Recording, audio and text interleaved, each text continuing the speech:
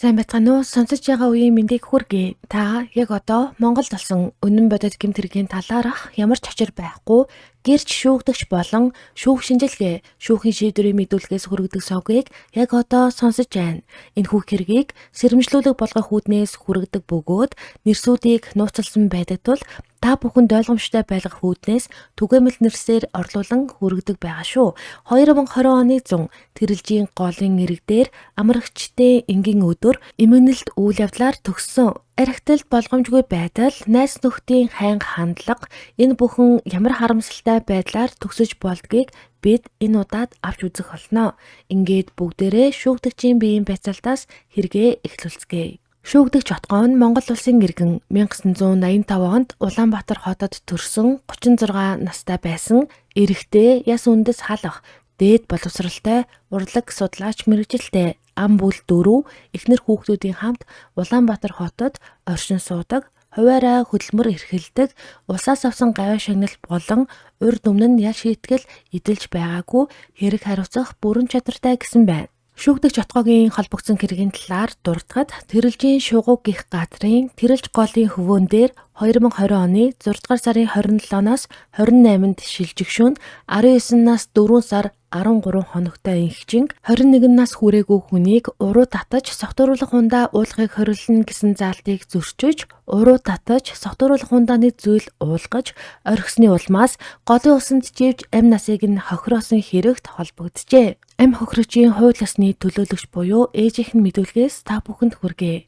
2020 оны 6 дугаар сарын 28-ны өдрийн өглөө 8 цаг өнгөрөөгөөд өөрийн утаснаас охиныхоо утас руу залгасан. Миний охины утсыг эрэгтэй хүн аваад таныг залгахыг хүлээж байлаа. Та Төв аймгийн цагдаа дээр эргээд утсаа салгасан. Би тэр өглөө Улаанбаатар хотын гачууртад очисон байсан. Төв аймгийн шүүх эмнэлгийн цогцост задлан хийдэг газар очисон. Миний охины баруун нүдэн нээлттэй, ам нь ангайсан, зүүн хацар нь хавдсан, хөхөрсөн, арьс нь улаасан, цэл хөхөрсөн байсан. Эмч надад задлан шинжилгээнд орох цаг хугацаа алдах гээд байна гэсэн зүйл хэлсэн. Эмч шинжилгээнд орчоод урьдчилсан байдлаар живэлтийн улмаас нас барсан байна гэж хэлсэн. Манай эгч надад энд цуг явсан хүмүүс нь байна гэж хэлсэн. Хүмүүсийг харахад сахалтай, улаан нүртэй, 34-өөс 35 орчим настай хүн, 30-аас 40 насны нэг эмэгтэй 4 хүн байсан. Би бодохдоо үеийг нь хүмүүсийн болов гэж бодож байгаад тэр хүмүүсийг хараад чочирдсан. Өөрийгөө Отгоо гэдэг нэртэй хүн ганцаараа миний охиныг таньдаг гэсэн. 2020 оны 6 дугаар сарын 26-ны орой маргааш ээжтэйгээ гандаа орно гэд миний өвөрт унтсан. Тэгээд 9 цаг 30 минутанд намайг босох үед миний охин хувцас өмссөн. Ээжээ би өнөөдөр ажил руугаа яваад зураг зуръя. Хагас бүтэн сайнд хүн сэлэвхэн үед ажил төвлөрдөг.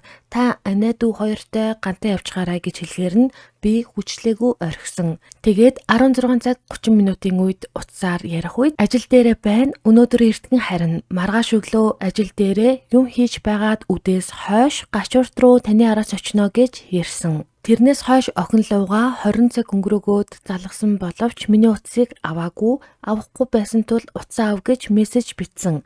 Түүний эгч нараа хүртэл залгасан 23 цаг 52 минутанд эгчийнхээ утсыг авсан. Тухайн үед чимээ сонсогдоод тасарсан. Би тухайн үед утсаа хальт авсан болохоор төмөр замд гэртээ байсан байх гэж тавьширсан гэх мэдүүлгийг өгчээ. Энэ хэргийн тухай тодорхой хэмжээний ойлголттой болохын тулд бүгдээрээ эхлээд шүүгдэгчийн мэдүүлгээс сонсцгоё. Шүүгдэгч Отгоогийн мэдүүлгээс би инхчинтэй 2018 онд фэйсбүүкээр танилцаж байсан. Инхчин дүрслэх урлагийн дээд сургуульд сурдаг гэж байсан. Намайг зураг зурдаг болохоор сонирхол нэг болоод танилцаж байсан байх. 2020 оны 6 дугаар сарын 26-ны орой над руу сонгуул дуусчихаагүй юм уу? Завтай болдгүй юм уу? Уулзъя гэд чат бичсэн. Хизээ гэтэл маргааш нөгөөдрөөс гэж хариу бичсэн. Өмнө нь ч гэсэн намайг хэд хэдэн удаа уулзъя, тааралтыг сандаг шүүгээд бичдэг байсан. Тэгээд 2020 оны 6 дугаар сарын 26-ны орой төмөр замын тэнд Баярагийн гэрт хүзэр тоглож байгаад тэндээ хонсон. 2020 оны 6 дугаар сарын 27-ны өдөр Баяраа надад хандан манай найз агаарт гарах гэж байгаа гэж хэлэхээр нь би цугьёож болох уу гэхэд болно гэсэн. Тэгээд инхчинтэй холбоо бариад тэрэлж рүү явхаар болж байх шиг гэхэд би тантай цугьёож болох уу? Хоногоор юм уу гэж асуусан. Тэгээд би хоногоор чи өөрөө мэдээ явхаар бол дулаан хувцас өмсөөрэй гэж хэлсэн. 15 цагийн үед Баяраа, Зорго, Ариуна, Ингчин Битгит, Nissan Patrol маркийн тээврийн хэрэгсэлтэй тэрэлж рүү явсан Төв аймгийн Эрдэнэ сумын Зүгийн фермийн баруун талд голын ирэг дээр очисон. Майхнаа барингаа цаг асуудал 17 цаг болж байсан. Тэр газар очиход Баяраагийн дүүнэр гээд 6 залуу байсан. Тэгээд майхнаа барьж хаад хоолунд хийж идээд архитаар суусан. Нилийн бүрэнхий болоод нар жаргаад бүрий болсон үед ингчин миний утас алга болчихсон байна гэж хэлсэн. Тэгээд бид хоёр тэр хаваар майхны хойно ташуу модны тэнд хайж байтал ингчин хурж ирээд хайгаад яах юм бэ? Маргааш болдох байлгүй гэж хэлсэн. Тэгээд модноос майхан руу яваад хамт хэвтэж амархуу гэхэд гэхээр нь майхан руу орж хэвтүүлчихэд би майхнаас шейкер гараад 3-4 алхам яваад шейкгээд зогсож байтал майхан дотроос ингчин бөөлжлөөгээд огиж сонсогдсон. Яваад очиход чэйжин хэсгээрээ майхны хаалгаас гарчихсан бөөлжөж байсан. Майхан руу тонгойдол майхан дотор байсан мишог хувцас малгайгээд бүх юм бөөлжс болчихсон байсан. Тэгээд би ингчингийн цамцны ингэр бөөлжс болчихсон байхаар нь цамцыг нь тайлж өгтөл дотоороо нүцгэн байсан. Футбол өмсгөх гэтэл гараараа түлхээд майхнаас мөлхөөд гарсан. Тэгээд би бөөлжсийг нь ашиг цэвэрлэх гээд тонгоогоод майхан доторхыг цэвэрлэж байтал ард талд бүлгээд усанд юм унаж байгаа чимээ гарсан. Тэгээд эргээд хартал сарны гэрэлд ингчингийн дүрс нь харагдахгүй байсан. Гол руу хартал ингчин голын эргээс 1.5 метрийн зайд хөвөөд гараараа самардан усан дурсаад явангууд би аврах гээд ус руу ортол миний гэдэс цээжээ татсан гүнзгий ширэн урсгалтай байсан. Тэгээд би доороо хөл алдаад өөрөө усан живж эхэлсэн. Тэгээд аврал ирж орилох гэтэл ус залгигдаад би аль болох эрэг рүү самардаад авраарай туслаарай гэж 2-3 удаа орилтол нэг хүн усанд орж ирээд намайг татаж гаргаад миний амийг аварсан. Тэгээд би манай дүүг авраарай гэхэд намайг аварсан хүмүүс "Хүүе дахиад хүн байгаа юм уу?" гэж орилж байсан. Тэгээд тэр хүмүүс ингчин хайгаад намайг "Та эргээс холд" гэж хэлсэн. Залуус машиныхаа гэрлийг тусгаад ингчин хайгаад ойролцоогоор 20-30 минут болсон. Би тэр цаг хугацааг мэдэхгүй байна. Олчихлоо гэж орилсон. Баяраа нэг хүний майханд, Зорго Ариуна 2 том хүний майханд, ингчин бит 2 нэг майханд тусдаа 3 майханд байсан. Ингчин бит 2-ын майхан нөгөө эдийн майхнаас 10-аас 16 метрийн зайд байсан бөгөөд бит 2-ын байсан майхан голын эргээс 3-аас 4 метрийн зайд модны доор байрлуулсан байсан. Битгэд өөрсдөө авсан 0.75 литрийн тайг нэртэй арих 3-аас 4 том савтай пи худалдаж авч уусан. Ингчин арих хэр уусан талаар мэдэхгүй байна. Миний мэдгээр 3-аас 4 ууж байсан. Нилийн хөөрлийн байдалтай гой байна гэд байсан. Өөрийгөө удирдан жолоодох чадвар байсан гэж бодож байна. Гэхдээ өөрөө би согтчихлоо гэд байсан. Ингчин ус руу унах үед би байсан нөгөө хүмүүс галын хажууд бит 2-оос жоохон зайтай байсан. Би ингчин 18-аас 19 настай болов гэж хардаг байсан. Өөрөө надад 2 сарын 14-ний өдөр төрсөн гэж хэлдэг байсан. Бид хийдэг ажлынхаа шугамар сонирхлын дагуу уулздаг байсан. Намайг завтай байна уу гэхээр нь завтай байна гэхэд хайлт таарах уу, тамхи татах уу гэхээр нь тгийгээд хаяа уулздаг байсан. Ингчингийн 10 жилийн төгсөлтийн найз билүү, их сургуулийн ангийнхан найз билүү. Нэг залуутай Playtime хөгжмийн тоглолт дээр танилцж байсан. Бас 10 жилийн ангийнхан хүүхдүүдтэй циркийн зүүн талд танилцж байсан. Архийг 21 настай хүн уухыг зөвшөөрдөг. Ингчин би арх уулгаагүй. Бид нар дэлгүүрээс арх сотруулах нэг зүйл худалдаж авсан бөгөөд бид нар дайлсан. Өөрөө уусан, тэгээд л согтсон. Тэрнээс ямар нэг байдлаар хүч хэрэгэлсэн, шахсан асуудал байхгүй. Өөрөө гой байна гэд халамцуухан байж байсан. Би 18 наснд хүрсэн хүү юм чинь өөрийгөө мэдэж байгаа байлгүй гэд тоогоогүй. Түүнийг усан чихээс өмнө нэг удаа бэлгийн харьцаанд орсон. Тухайн үед бэлгэвч хэрэглээгүй. Бид хоёр бэлгийн харьцаанд ороод 15-аас 20 минут хэвтсэн. Тэгээд бид хоёр жоохон байж байгаад нөгөө хэд дээр очигээд ярьж байсан. Бид хоёр 2019 оны 12 дугаар сард Улаанбаатар хотод манай ажил дээр өдрийн цагаар уулзаж ярилцаж байгаад бэлгийн харьцаанд орж байсан. 2019 оны 100 амьд хөгжмийн наадам дээр дотносох эхлэл тавигдсан бөгөөд бэлгийн харьцаанд ороогүй гэх мэдүүлгийг өгчээ. Харин одоо хамт байсан гэрч Зоргогийн мэдүүлгээс та бүхэнд хүргэе. Би баяраад 7 хоногийн өмнө салхинд гарах уу гэж хэлж байсан. 2020 оны 6 дугаар сарын 26-ны өдөр баяраатай ариунаа гуруулаа салхинд явах гэж ярилцсан. Тэгээд 2020 оны 6 дугаар сарын 27-ны өглөө баяраа залгаад манай нэг найз цуг явъя гэж байна гэхээр нь тэгэл гисэн. Тэгээд бид уулзалдаад 15 цагийн үед тэрэлж рүү хөдөлсөн. 3-4 цаг өнгөрсөн байх. Отгоо талигаач 2 талигаачийн утас алга болсон гээд тэр хаваар хайгаад майхан луугаа явсан. Тэгтэл ариунаа намайг унт гээд бид хоёр унтаж байтал баяраа инхшин гусан живэд бурхан болчихлоо гэж хэлсэ. Талигаач 500 г-ийн улаан аягаар пивууч байсан. Тим нээлттэй биш, голын эргээр зураг аваад селфи хийгээд яваадсэн гэх мэдүүлгийг өгчээ. Гэрч баяраагаа өгсөн мэдүүлгээс тухайн үед зоргоо, ариунаа, отгоо, талигаач бид тавуулаа явж байсан. Би зоргоотой 15 жил үргэлж байгаа найз нөхдөний холбоотой.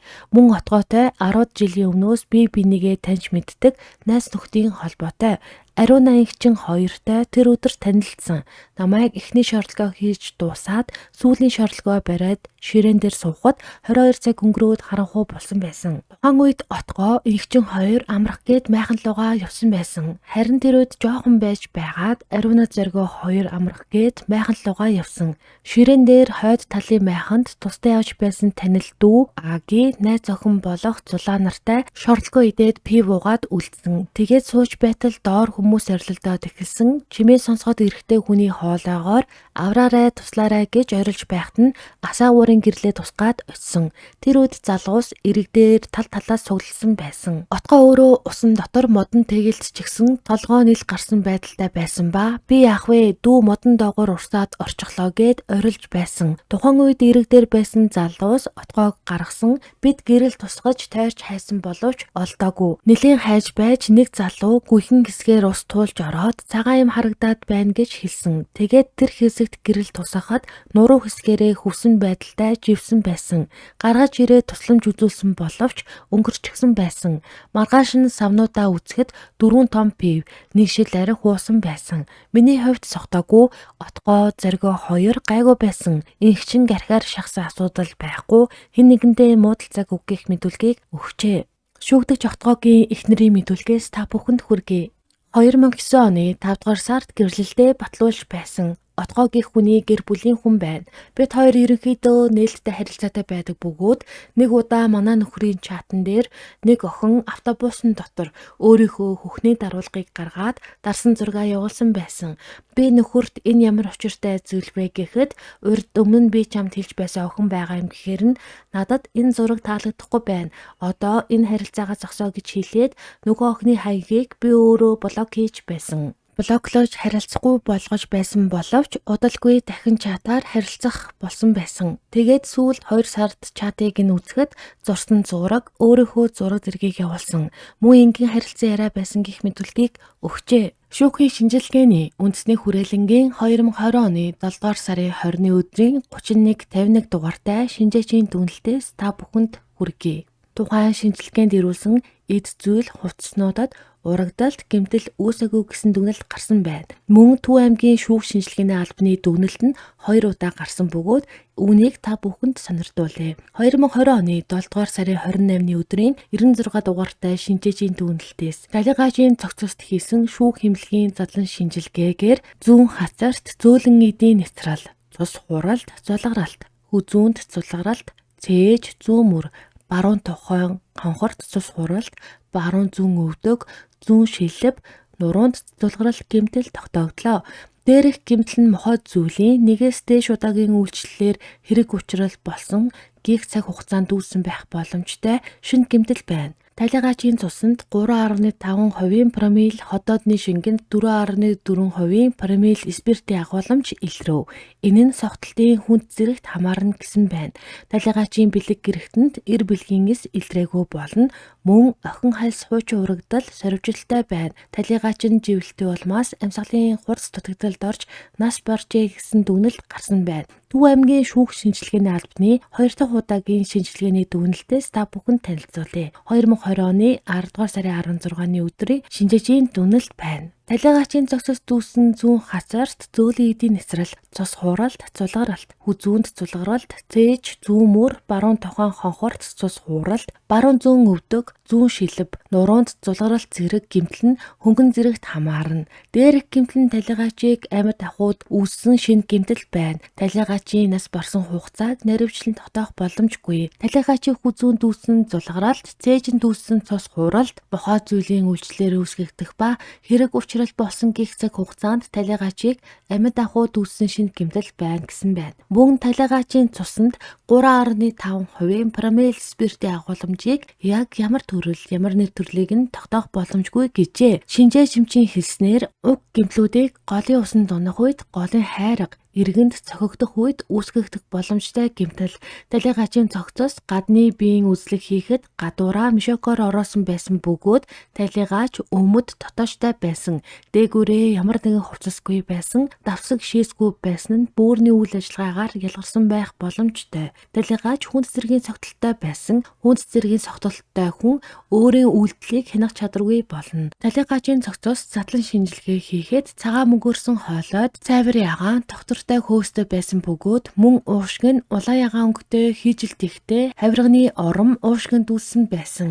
Энэ нь живэлтийн үед түгээмэл ажиглагддаг сонгомол шинжгээх мэдүүлгийг өгчээ. Талигаачийн Facebook мессежийн бичлэлүүдийг шалгаж харилцаж байсан хүмүүс болон тэдгээрийн хооронд болсон яриануудыг 2017 оны 9-р сараас 2020 оны 6-р сар хүртэл хугацаанд баримтжуулан нийтдээ 54 хуудасаар хэвлэн авч хэрэгт авсаргажээ. Хэрэгт багтсан бүх нотлох баримт нь хууль ёсоор зөв цугларсан. Мэдүүлгүүдийг авахдаа ямар нэгэн хууль зөрчөөгүй, шинжээчдийн дүгнэлтүүд ч хоорондоо зөрөхгүй, үйл явдлыг ойлгоход хангалттай байсан тул бүгдийг нь зөв баталгаатай баримт гэж үзжээ. Төв аймгийн прокурорын газрын хяналтын прокурорын дүгнэлтээр шүүгдэж отгоо нь архитектурын сотруулалт тэмцэх тухай хуулийн 7-гийн 4-т зааснаар 21 нас хүрээгүй хүнд архи сотруулах хундаа өгч болохгүй гэсэн заалтыг зөрчиж 19 настай ингчин архи уулгасан. Үүний улмаас согтож орхигдсон улмаар голын усан живж амь насаа алдсан хэрэгт байгаа нотлох баримтуудаар бүрэн нотлогдож тогтоогдсон байна. Шүүх отгоог гэмбуруутай гэж үзсэн. Яагаад гэвэл ингчин насан туршаагүй байхад архи усан тогтоогдсон. Мөн шүүх эмнэлгийн дүгнэлтээр хүнд цэцэргийн согтолтой байсан батлагдсан. Түүнийг анхааралгүй орхисон нь үхэл хүргэсэн гэж үзжээ. Хохирогчийн аргаар нийтдээ 57 сая төгрөг нэхэмжилсэн. Харин шүүх зөвхөн оршуулга, зан үйлийн зардал болох бодит хохирлыг 21 сая 348 мянган төгрөгөөр тогтоожээ. Үүнээс 7 саяыг төлсөн, үлдэгдэл 14 сая гаруй төгрөгийг боломжоор төлөхөөр болсон байна. Шүүгдэж отгоогийн өмгөөлөгч нар өршөөлийн хуульд хамруулж хэрэгсэхгүй болгоё гэсэн санал гаргасан боловч шүүх энэ саналыг нь хүлээн аваагүй. Учир нь шүүх хохирлыг бүрэн төлөөгүй, яаж төлөх нь тодорхойгүй ийм ноцтой хэрэгт өршөөл үзүүлэх боломжгүй гэж үзжээ. Ирээгүй хуулийн тусгай ангийн 16 дугаар зүйлийн 1-р хэсэгт зааснаар шүүгдэгч отгоод 3 жилийн хугацаагаар 20 хилаар шийдгсэн бөгөөд отгоод оногдуулсан 3 жилийн хугацааг нээлттэй 20 ангид илүүлэхээр тогтоожээ. Ийм хэрэгэн согтууруулах хундааны зохисгүй хэрэглээ, хүний хариуцлагагүй үйлдэл ямар ноцтой үр дагавар дагуулж болохыг харуулсан бодит жишээ юм. Дулааны үйлрэл гол усанд орж зугаалган сайханж архиуж болгоомж алдснаас болж хүний амнаас эрсдэх аюултай. Иймс та бүхэндээ анхааруулга болгох үүднээс энэхүү хэргийг хүргэлээ. Энэ хэрэг маань энд хүрээд дуусаж байна. Та бүхэн сувгаад агаагүй байгаа бол сувгаад агаад хажууд нь байх хонхыг идэвхжүүлээрэй гэж хэлмээр байна. Баярлалаа, баяртай.